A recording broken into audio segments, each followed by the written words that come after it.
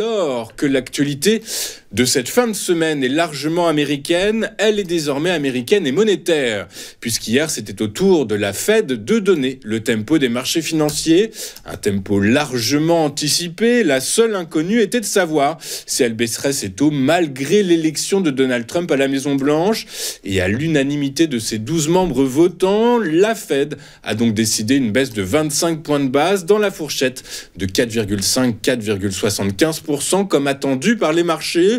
Et comme prévu, elle laisse la porte ouverte à une troisième baisse en décembre, également de 25 points de base. Des mesures justifiées selon les responsables par un niveau d'inflation qui a considérablement diminué et une économie globalement solide. En deux mots, un soft landing contrôlé. Par ailleurs, le président de la Banque centrale américaine a confirmé hier qu'il ne quitterait pas son poste si le président élu lui demandait de démissionner. Je vous rappelle que lors de son premier mandat, Donald Trump avait exploré la possibilité de limoger M. Powell, un républicain modéré qu'il avait pourtant lui-même nommé en 2018. Et il a déclaré, je vous le rappelle encore récemment, qu'il voudrait avoir son mot à dire dans la politique monétaire des États-Unis. Mais sachez que Jérôme Powell a rappelé que sa politique serait complètement indépendante de la politique économique américaine. La Bank of England a abaissé hier ses taux d'intérêt de 25 points de base tout en relevant ses prévisions d'inflation, alors que l'annonce d'un budget record du Parti travailliste brouille les perspectives d'un futur assouplissement de la politique monétaire. Le comité de politique monétaire de la Bank of England a voté à 8 voix contre 1 en faveur de la décision de ramener le taux directeur de la banque à 4,75%. Il s'agit de la deuxième réduction de ce type opérée par la Banque centrale cette année après avoir entamé son cycle d'assouplissement en août. Les gouverneurs ont donc noté que les mesures annoncées devraient renforcer l'inflation d'un peu moins d'un demi-point de pourcentage au pic de leur effet, attendu en 2026. Comparé aux prévisions d'août, l'inflation ne devrait dès lors pas revenir durablement à sa cible de 2% avant 2027, là où la Bank of England misait auparavant sur 2026. L'institution a également réévalué ses prévisions de croissance au Royaume-Uni à 1% en 2024 et 1,5% en 2025, contre respectivement 1,25 et 1% projetés en août. Elle estime que le budget dopera le PIB britannique jusqu'à 0,75 points de pourcentage au pic de son effet d'ici un an. Toujours en Europe, et alors que le pays traverse une crise politique qui entraîne une quasi-paralysie du gouvernement sur les questions économiques, le chancelier allemand Olaf Scholz a désigné hier un de ses proches conseillers, Jörg Kukiz, au poste de ministre des Finances après avoir limogé la veille le titulaire de ce portefeuille, le libéral Christian Lindner.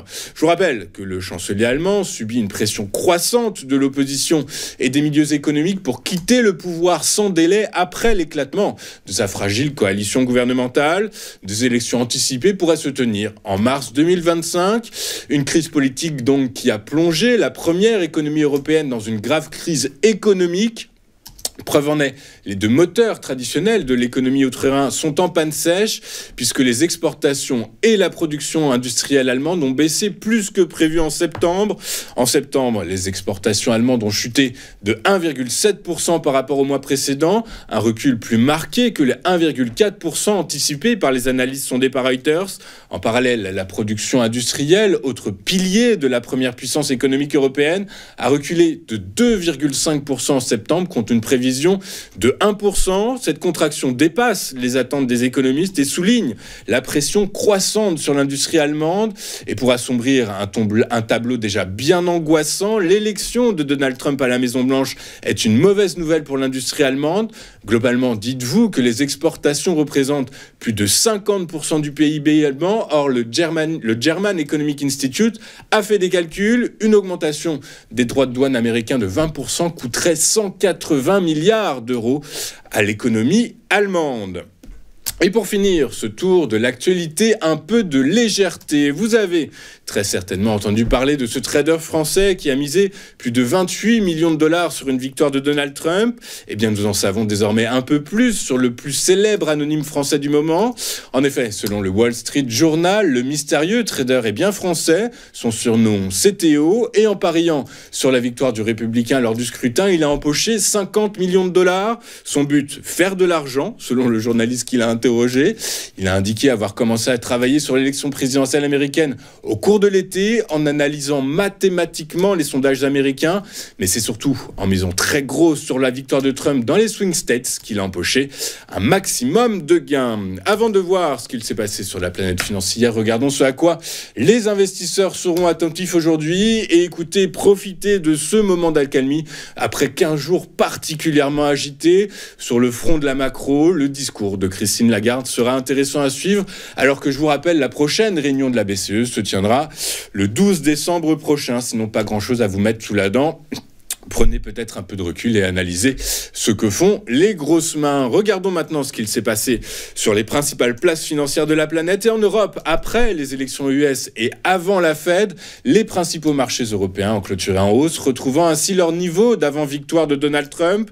À Paris, le CAC 40 a gagné 0,76% à 7425 points, bien aidé en cela par le secteur du luxe qui bénéficie du rebond des exportations chinoises. Aux États-Unis, Wall Street a clôturé en hausse hier, toujours soutenu par la victoire de Donald Trump et par la nouvelle baisse de taux de la Fed. Le Dow Jones a terminé sur une note stable à 43 729 points.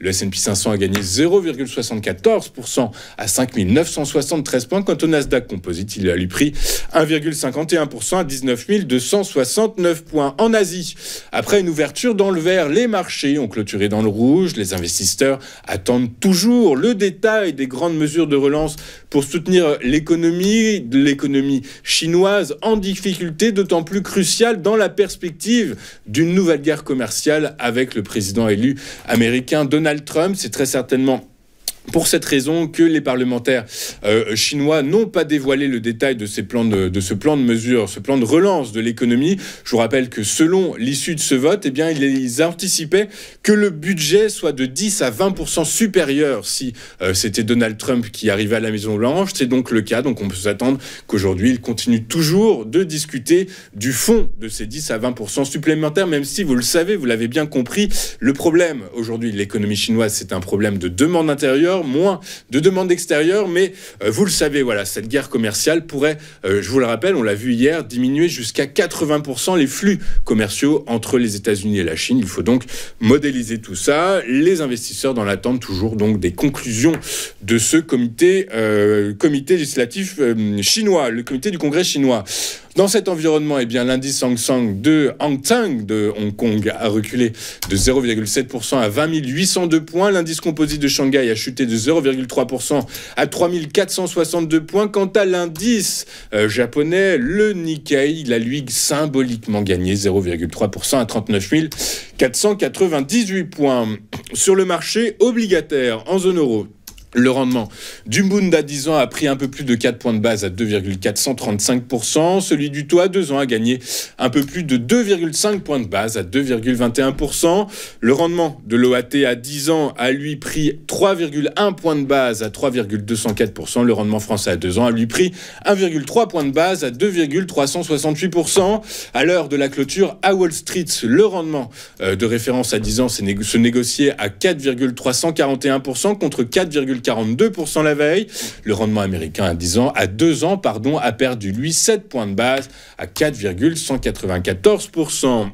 Enfin, hier, sur le marché du pétrole, simple rebond technique après le décrochage de la veille, car attention, le marché reste baissier pour les experts, les fondamentaux sont mauvais, avec une offre abondante et une demande chinoise qui inquiète. Avec tous ces fondamentaux mal orientés, eh bien, le prix du baril de Brent de la mer du Nord pour livraison a donc engrangé 0,95% pour clôturer à $75,63. Mais je vous le rappelle, simple rebond technique, puisque le marché marché reste baissier. Le baril de WTI avec échéance décembre a lui gagné près de 1% à 72,36 l'unité. Mais je vous le rappelle, toujours simple rebond technique dans un marché dont les fondamentaux sont mal orientés. On marque une première pause dans cette édition du 8 novembre 2024 et juste après, nous retrouverons, comme annoncé, comme convenu, Antoine Quesada qui va analyser pour nous les premiers échanges à la Bourse de Paris. La Bourse de Paris qui était attendue à l'ouverture dans le rouge, malgré Wall Street qui a clôturé dans le vert. Eh bien, on va le voir dans un instant, mais c'est le cas. Le CAC 40 qui perd 0,25%